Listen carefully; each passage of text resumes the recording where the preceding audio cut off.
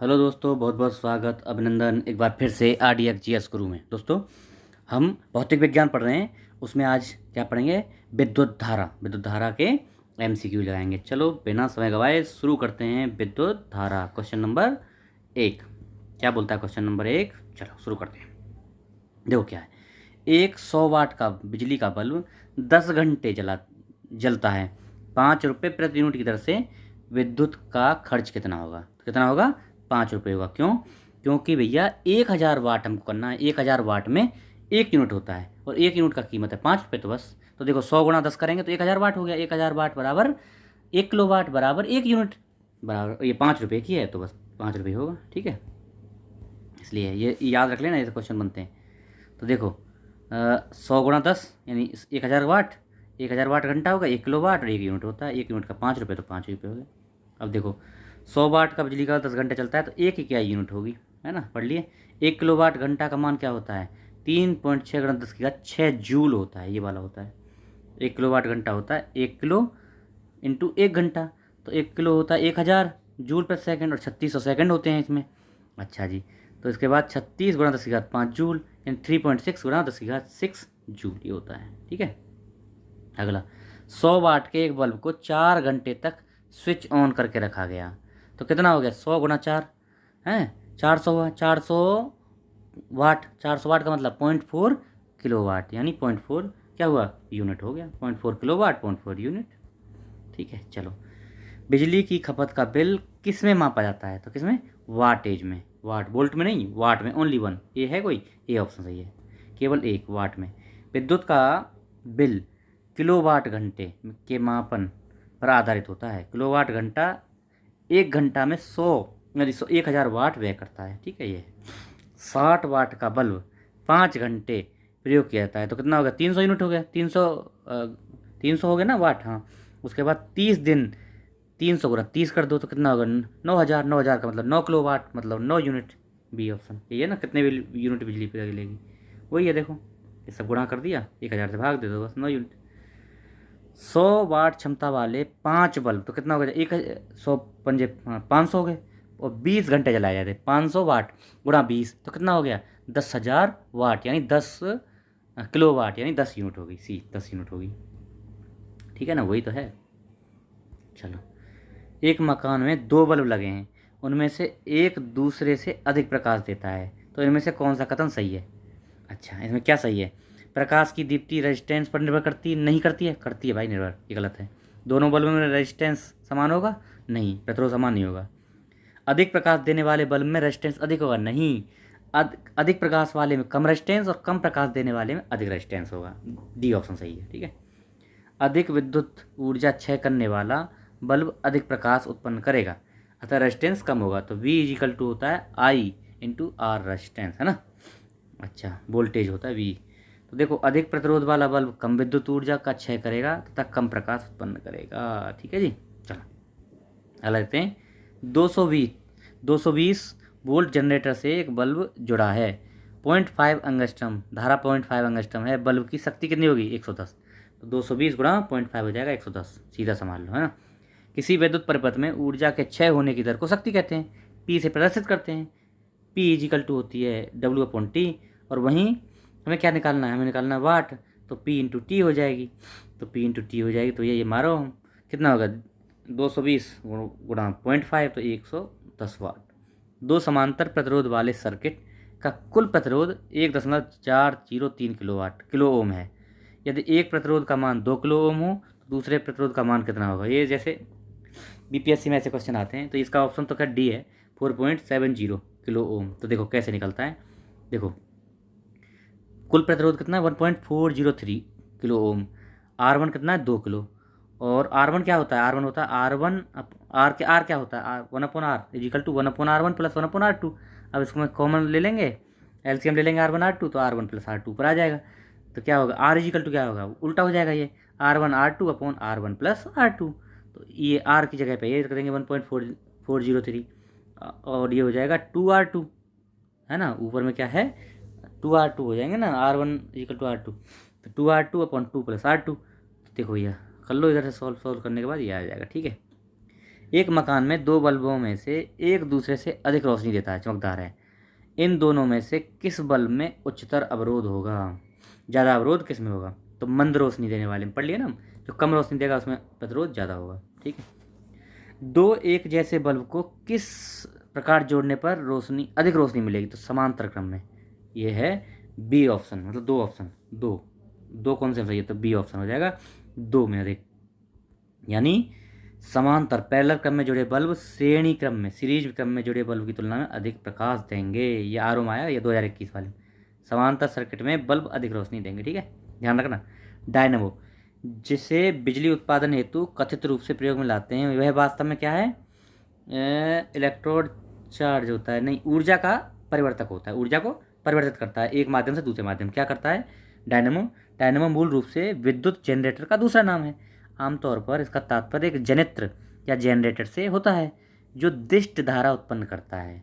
Dynamo में घूर्णन करती हुई तारों की कुंडली और चुंबकीय क्षेत्र का उपयोग करके यांत्रिक घूर्णन की ऊर्जा, यानी यांत्रिक घूर्णन की ऊर्जा को फैराडे के नियम अनुसार दिष्ट दिष्ट विद्युत धारा में रूपांतरित, मतलब यांत्रिक ऊर्जा को विद्युत धारा में परिवर्तित किया जाता है। यह है कुल मिला के बात। अगला देखो, विद्युत चुंबकीय प्रेरण पर आधारित युक्ति क्या है? डायनेमो भी है और मोटर भी है। इंपॉर्टेंट है विद्युत चुंबकीय प्रेरण पर। डायनेमो और विद्युत मोटर विद्युत चुंबकीय प्रेरण पर आधारित युक्तियां हैं दोनों ही। डायनेमो यांत्रिक ऊर्जा को विद्युत ऊर्जा में, जबकि विद्युत मोटर विद्युत ऊर्जा को यांत्रिक ऊर्जा में। आपस में बदलते हैं ये। डायनेमो परिवर्तित करता है क्या? यांत्रिक ऊर्जा को विद्युत ऊर्जा में, सी ऑप्शन। डायनेमो क्या है? यांत्रिक ऊर्जा को विद्युत ऊर्जा में, सी ऑप्शन। डायनेमो का कार्य है यांत्रिक ऊर्जा को विद्युत ऊर्जा में, है ना। कितना हो गया? C option. इसमें तीनों में सी है। देखो, टरबाइन व डायनेमो से बिजली प्राप्त करने में किस ऊर्जा को विद्युत ऊर्जा में, तो किसको? यांत्रिक ऊर्जा यानी मैकेनिकल एनर्जी को, सी। कौन सा? मैकेनिकल एनर्जी यानी यांत्रिक ऊर्जा को विद्युत ऊर्जा में। अच्छा, जब वैद्युतिक ऊर्जा गति में परिवर्तित होती है तब क्या होता है? ऊष्मा की कोई हानि नहीं होती। इंपॉर्टेंट है, जब वैद्युतिक ऊर्जा गति में परिवर्तित होती है तो ऊष्मा की हानि नहीं होती है, कोई भी ऊष्मा की हानि नहीं होती। इंपॉर्टेंट है, जब वैद्युतिक ऊर्जा गति में परिवर्तित होती है तो ऊष्मा की कोई हानि नहीं होती है। इंपॉर्टेंट है, ऊष्मा हानि नहीं होती है।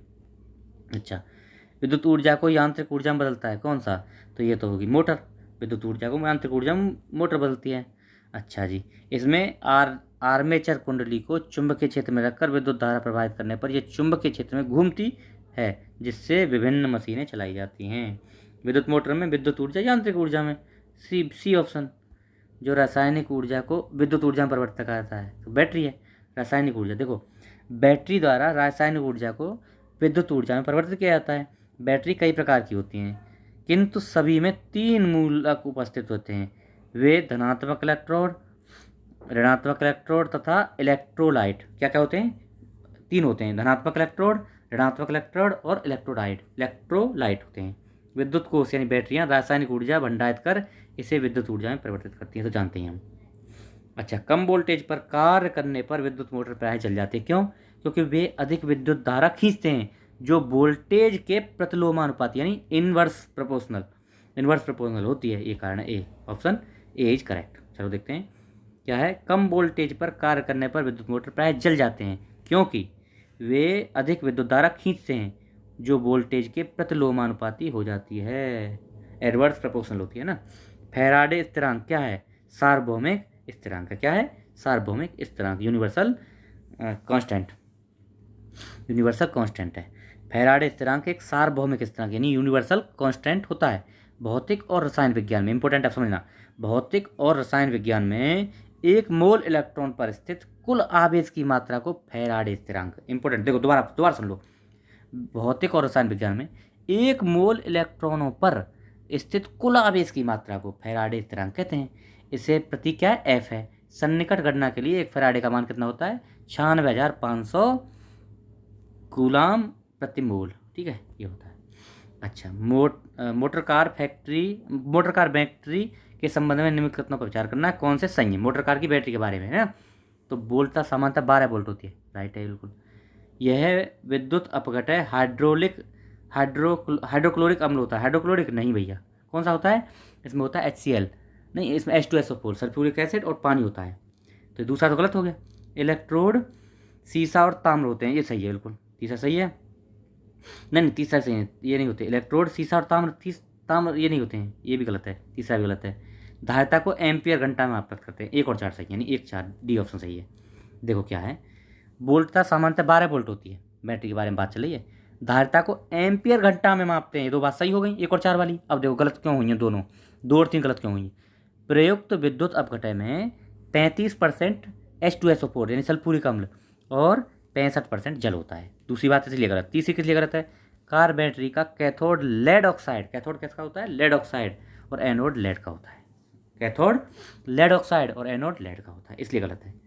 निकेल कैडमियम यानी NiCd, निकेल कैडमियम बैटरी का प्रयोग कहाँ का होता है, कैलकुलेटर में, कार्डलेस इलेक्ट्रॉनिक उपकरण में, ट्रांजिस्टर में, सभी में होता है। डी ऑप्शन सही है, सभी में। ठीक है, अगला सभी में होता है ना। देखो निकेल कैडमियम बैटरी एक प्रकार की रिचार्जेबल बैटरी है जिसमें निकेल हाइड्रोक्साइड कैडमियम इलेक्ट्रोड के रूप में प्रयुक्त होता है, जबकि पोटेशियम हाइड्रोक्साइड क्षारीय विद्युत अपघटय इलेक्ट्रोलाइट होता है। इसका उपयोग कैलकुलेटर, कार्डलेस इलेक्ट्रॉनिक उपयोग, ट्रांजिस्टर, इन सभी में होता है। ठीक है जी। चलो, निम्नलिखित में से कौन सी धातु रोशनी के बल्बों में फिलामेंट के रूप में, तो टंगस्टन होता है, इंपॉर्टेंट है, डी टंगस्टन, टंगस्टन होता है। इसकी खोज किसने की, बर्गमैन ने 1781 में की थी। इसका गलनांक इंपॉर्टेंट है, गलनांक होता है 3422 centigrade, degree centigrade, 3422 degree centigrade, और क्वथनांक होता है 5555 यानी 5555 डिग्री सेंटीग्रेड। गलनांक कितना, और क्वथनांक, गलनांक होता है 3422 गलनांक कम है, और क्वथनांक होता है भैया 5555 डिग्री सेंटीग्रेड टंगस्टन का। विद्युत बल्ब उद्दीप्ति के द्वारा प्रकाश उत्पन्न करते हैं, मतलब उद्दीप्ति मतलब कोई चीज़ गर्म होने के बाद प्रकाश देती है, उसको बोलते हैं उद्दीप्ति। गर्म होने के कारण प्रकाश का उत्सर्जन करना उद्दीप्ति कहलाता है, समझ गए। विद्युत बल्ब में टंगस्टन का बना हुआ एक पतला तंतु होता है जिसमें होकर जब विद्युत धारा बहती है तो वह गर्म होकर प्रकाश देने लगता है, यही है उद्दीप्ति, है ना, मेथड, उद्दीप्ति तरीका। बिजली के बल्ब का तंतु किसका, टंगस्टन का बना होता है। इलेक्ट्रिक बल्ब के फिलामेंट किसका बना होता है, टंगस्टन का बना होता है। निम्नलिखित कथनों पर विचार कीजिए। एक साधारण बिजली के बल्ब का अपेक्षाकृत अल्प जीवन होता है, क्यों, कौन से कथन सही बताने हैं आपको, तो फिलामेंट का तार समान नहीं होता, ये भी सही है। क्यों कम जीवन होता है, बल्ब का जीवन कम क्यों होता है, फिलामेंट का तार समान नहीं होता है, सही है। बल्ब पूर्ण रूप से निर्वातित नहीं किया जा सकता, ये भी बात सही है, उसको पूर्ण रूप से हवा नहीं निकाली जा सकती उसमें से। फिलामेंट के सहायक तार उच्च ताप पर पिघल जाते हैं, सहायक तार जो होते हैं ना उच्च ताप पर पिघल जाते हैं, ये भी बात सही है, यानी डी ऑप्शन, उच्च तार, साइड वाले तार होते हैं ना उच्च ताप मिलने पर पिघल जाते हैं, ये भी बात सही है, एकदम राइट है। ओके, चलो अगला देखते हैं। एक साधारण बिजली के बल्ब का अपेक्षाकृत अल्प जीवन होता है, क्यों, फिलामेंट का एक समान नहीं होता, फिलामेंट तार एक समान नहीं होता, बल्ब पूर्ण रूप से निर्वातित नहीं किया जा सकता है, फिलामेंट के सहायक तार उच्च ताप पर पिघल जाते हैं, ये तीनों ही कारण हैं। ठीक है, चलो, जलते हुए विद्युत बल्ब के तंतु का तापमान कितना होता है, तो ये होता है भैया 2000 से लेकर 2500 डिग्री सेंटीग्रेड। तंतु का तापमान जब जल रहा होता है ना 1500 से लेकर 2500, उसमें ऑप्शन में यही है ना, नज़दीक, हाँ सही है। अगर 1500 से होता 1500 2500 तो वो सही था। 1500 से लेकर 2500 डिग्री सेंटीग्रेड तक तापमान होता है। साधारणतया बल्ब में दी गई विद्युत ऊर्जा 5% से 10% ही प्रकाश में परिवर्तित होती है। इंपॉर्टेंट, मोस्ट इंपॉर्टेंट, दो चीज़ याद रखना, 1500 से 2000 2500 डिग्री सेंटीग्रेड पर ये टेम्परेचर क्रिएट करता है, और 5 से 10% बिजली को ये जलाता है, परिवर्तित करता है प्रकाश में, बाकी खराब हो जाती है। अगला है कथन कारण का क्वेश्चन। कथन क्या बोलता है, तड़ित चालक इमारतों को नष्ट होने से बचाते हैं, राइट है, बिल्कुल राइट है। वे आवेश को पृथ्वी तक भेज देते हैं, ये भी राइट है, ए और आर दोनों सही, स्पष्टीकरण भी कर रहा है ए ऑप्शन। तड़ित चालक एक धातु की चालक छड़ होती हैं जिसे ऊंचे भवनों की आकाशीय विद्युत से रक्षा करने के लिए लगाया जाता है। तड़ित चालक का ऊपरी भाग नुकीला होता है और इसे भवनों के सबसे ऊपरी हिस्से पर सबसे ऊपर जड़ा जाता है। इन्हें किसी चालक तार आदि से जोड़कर उस तार को नीचे लाकर धरती में गाड़ दिया जाता है।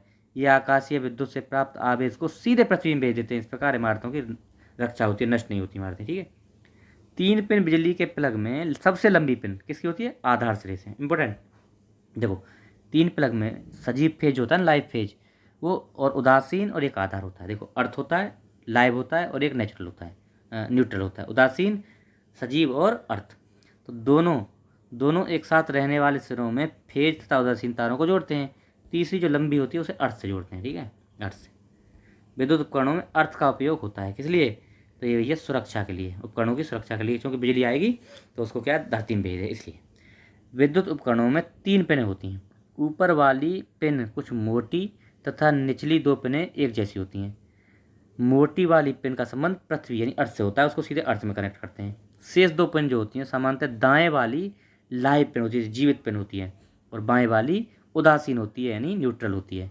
अर्थ का कनेक्शन इसलिए किया जाता है ताकि उपकरण जीवित पर लाइव सर्किट से संबंध होने से पहले ही पृथ्वी से जुड़ सकें तथा उसे अतिरिक्त वोल्टेज को नियंत्रण कर सकें, पृथ्वी में भेज सकें। ठीक है, इसलिए आपस में जुड़ी 2 आवेशित वस्तुओं के बीच विद्युत धारा नहीं प्रवाहित हो सकती जब उनका विभव समान हो। इंपॉर्टेंट, मोस्ट इंपॉर्टेंट है। देखो, आपस में जुड़ी 2 आवेशित वस्तुओं के बीच विद्युत धारा नहीं प्रवाहित होती यदि वे समान विभव पर हों, क्योंकि ओम के नियम के अनुसार वी विद्युत विभव वी धारा आई के समानुपाती होती है। यदि विभव समान होगा, यदि विद्युत धारा विभव समान होगा, समान धारा बहेगी, तो धारा प्रवाहित कैसे हो जाएगी? धारा भी समान होगी। ये विभव समान तो धारा भी समान, क्योंकि समान पाती हैं, तो भैया धारा प्रवाहित नहीं हो सकती है, इसलिए ये सही है। सर्वाधिक विद्युत चालकता वाला तत्व क्या है? चांदी है। सर्वाधिक, देखो, जिन पदार्थों की विद्युत प्रतिरोधकता अति निम्न होती है उन्हें स्वचालक कहा जाता है। चांदी विद्युत की सर्वोत्तम स्वचालक, सर्वाधिक स्वचालक चांदी है। अच्छा, दूसरा, उसके बाद तांबा, एल्युमिनियम और फिर लोहा आता है। फिर दूसरे नंबर तांबा, तीसरे पर एल्युमिनियम, चौथे पर लोहा। ठीक है, विद्युत का सर्वोत्तम चांदी चालक है। निम्न में कौन सा विद्युत का अच्छा स्वचालक है? तो ये चांदी है। फिर दूसरे पर तांबा है, सी ऑप्शन है ना, हो गया। चलो सी। मेंज विद्युत प्रदाय में फ्यूज का प्रयोग एक सुरक्षा युक्ति के रूप में होता है। फ्यूज के विषय में निम्न कथनों में कौन से एक सही है? तो क्या है? इसका गलनांक निम्न होता है और उच्च क्वथनांक होता है। देखो, फ्यूज तार निम्न गलनांक वाली धातु बने होते हैं, जिसके कारण अधिक विद्युत धारा के प्रवाहित होते ही यह गर्म होकर पिघल जाते हैं। गलनांक निम्न और क्वथनांक अधिक। इलेक्ट्रिक सामानों की सुरक्षा की दृष्टि से इसे विशेष उपयोगी माना जाता है। यह विद्युत का ऊष्मीय प्रभाव है। फ्यूज का सिद्धांत है क्या? विद्युत का ऊष्मीय प्रभाव। फ्यूज के सिद्धांत पर काम करता है विद्युत का ऊष्मीय प्रभाव, यानी गर्म होने पर ऊष्मा गर्म हो, कोई चीज़ गर्म होगी तो पिघल जाएगी, वही है। अच्छा, रोकें यहीं। चलो 40 क्वेश्चन तक रोक देते हैं, अभी 41 से कल करेंगे। ठीक है, अगर आप चैनल पर नए हैं तो इसको सब्सक्राइब करिए, लोगों को बताइए, शेयर वेयर करिए, और थोड़ा सा हेल्प करिए मेरे सब्सक्राइबर बढ़ाने में, व्यू बढ़ाने में। मैं आपको बढ़िया कंटेंट दे रहा हूँ और देता रहूँगा। ओके, बाकी आप करें ना करें, आप अपना काम करिए चाहे नहीं करिए, मैं तो अपना काम करूँगा। आपको 100% वादा किया हूँ तो दूंगा। अभी देखो, पैट की वैकेंसी आ गई हैं, मतलब वैकेंसी क्या, वो फार्म आ गए हैं। अभी फार्म आप और 2-4 दिन बाद भरना, यानी 22-24 के बाद भरो। उससे क्या है ना, आपको थोड़ा समय मिलेगा एग्ज़ाम देने का और बढ़िया क्वालिफाई होगा, आपको थोड़ा एक पैटर्न का पता चल जाएगा। ठीक है, बाकी मैं रणनीति बनाऊंगा, पूरे वीडियो डालूंगा, जो कहीं वीडियो नहीं मिलेंगे यहाँ मिलेंगे। मैंने आपको दिखाया है, मेरे इस पर देखना चैनल पे 99.48 परसेंटाइल है 2022 वाले में। ठीक है, इस बार भी 99 से प्लस ही लाऊंगा। चलो, आप लोग भी ला सकते हैं भाई, मेहनत करेंगे, मेरे साथ लगेंगे तो बिल्कुल आएगा। ओके, शेयर वेयर करिए। Okay, thank you so much.